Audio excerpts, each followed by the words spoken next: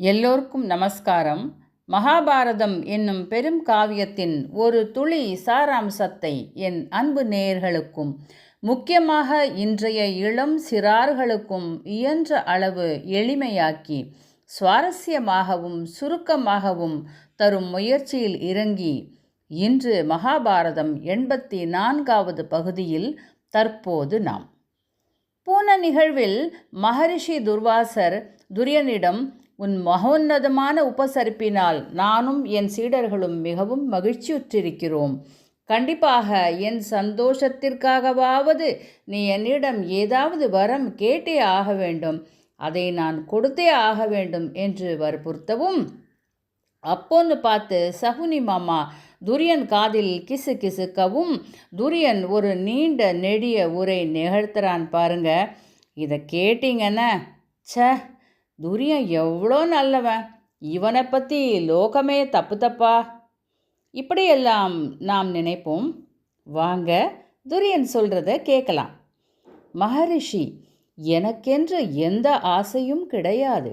இன்றைக்கு தங்களை உபசரித்து அமுது படைத்து அதை நீங்கள் ஏற்றுக்கொண்டு மனதார வாழ்த்துகிறீர்களே, இதைவிட எனக்கு வேறு என்ன பேரும் பெருமையும் இருக்கிறது? நான் பெரிதாக எதையும் கொடுத்து விடவில்லை. முனிசிரேஷ்டரான தங்கள் வேள்விக்கு பயன்படும் பொருள்களைத்தான் நான் காணிக்கையாக தந்திருக்கிறேன். நீங்கள் என்னமோ இதை போய் பெரிதாக எண்ணுகிறீர்கள்.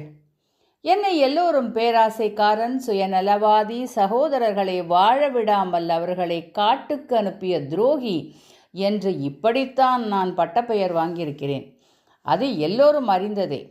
எனவே அதற்கெல்லாம் பிராயச்சித்தம் செய்யும் வகையில் இன்று தங்களிடம் அவர்களுக்காக அவர்களது எதிர்கால நன்மையை மனதில் வைத்து ஒரு எளிமையான வரம் ஒன்றை கேட்கப் போகிறேன். அதுவும் நீங்கள் மிகவும் வற்புறுத்துவதால் தான். அடடா, என்னே உன் பெருந்தன்மை துரியா, பாசக்காரன் பாணி என்று நெகிழ்ந்து போகிறார் மகரிஷி. மகரிஷி, எங்களின் உபசாரத்தை ஏற்று எங்களுக்கு நல்லாசிகள் வழங்கியதை போன்று வனத்தில் வாசம் செய்யும் பாண்டவ சகோதரர்களை சந்தித்து திரௌபதி கையால் விருந்துண்டு அவர்களுக்கும் நல்லாசிகள் வழங்க வேண்டும். இதுவே நான் தங்களிடம் கேட்கும் வரம்.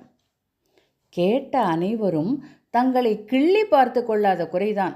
விழிகள் விரிய, புருவம் உயர அனைவரும் அதிசயத்தால் வாய்ப்பிழந்து நிற்கிறார்கள். பிறகென்ன துரியா, உன்னை நினைத்து பெருமிதம் கொள்கிறேனப்பா. பாண்டவர்கள் மீது நீ கொண்டுள்ள பகைமை உணர்வை எண்ணி நான் மிகவும் வருந்தியுள்ளேன். ஆனால் நீயோ அவர்கள் நன்றாக இருக்க வேண்டுமென்று வரமே கேட்கிறாய். நீ என் மனதில் சிம்மாசனம் போட்டு அமர்ந்து விட்டாயப்பா. கண்டிப்பாக உன் விருப்பப்படியே நான் வனம் சென்று விருந்துண்டு அவர்களுக்கும் நல்லாசி வழங்குவேன். அது மட்டுமல்ல, உன்னுடைய நல்லெண்ணத்தை பற்றியும் அவர்களிடம் எடுத்துரைப்பேன் என்று சொல்லி மன நிறைவோடு அவர்களிடமிருந்து விடை பெற்றனர் மகரிஷி துர்வாசர் டீம். போகும்போது துரியன் அவரது 5000 சீடர்களுக்கும் வஸ்திரம் மற்றும் பாதரட்சைகளை பரிசாக அளிக்கிறான். அப்புறம் நடந்தது என்ன? கேட்ட கர்ணன் பெரும் பதற்றத்துடன், நண்பா, உனக்கு வேண்டியதை கேட்காமல் நம் எதிரி படையினருக்கு சாதகமாக பேசி வரத்தை வீணடித்து விட்டாயே, என்ன நினைத்து இப்படி கேட்டாய்?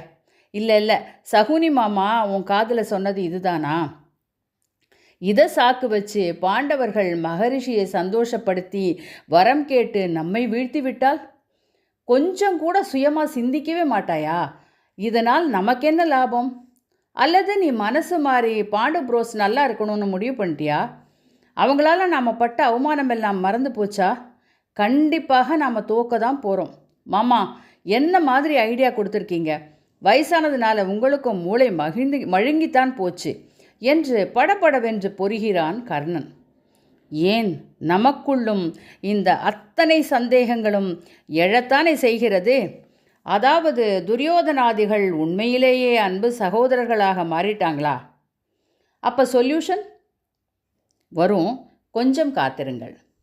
சேனலை சப்ஸ்கிரைப் பண்ணுங்கள். உங்கள் கருத்துக்களை சேனல் காலத்திலேயே பதிவிடுங்கள். உங்கள் குழுக்களில் பகிருங்கள். நன்றி, வணக்கம்.